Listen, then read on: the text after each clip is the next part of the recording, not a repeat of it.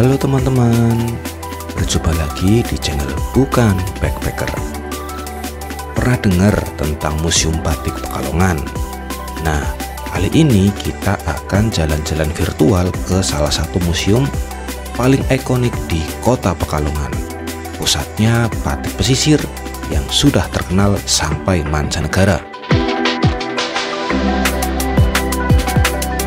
Museum Batik Pekalongan terletak di Jalan Jetayu nomor 1, tepat di jantung Kota Pekalongan, Jawa Tengah. Bangunannya dulu adalah bekas kantor keuangan zaman Belanda, lalu diubah jadi museum yang resmi dibuka pada 12 Juli 2006 oleh mantan presiden kita Susilo Bambang Yudhoyono. Tujuan utamanya sederhana, tapi penting banget, yaitu melestarikan dan mengenalkan batik kepada dunia.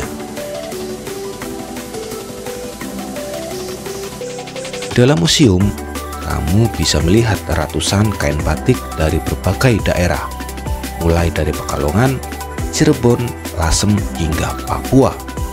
Ada juga batik langka seperti Batik Tiga Negeri, batik-batik Waljina, dan bahkan kain dari keluarga Bung Hatta.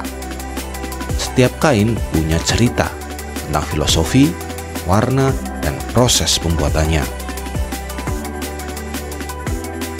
Bukan cuma lihat-lihat, di sini kamu juga bisa belajar langsung cara membuat batik.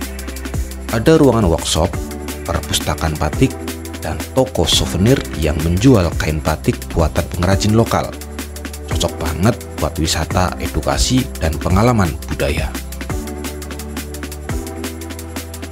Museum Batik Pekalongan itu unik karena nggak cuma menampilkan batik Pekalongan saja, tapi juga batik dari seluruh Nusantara.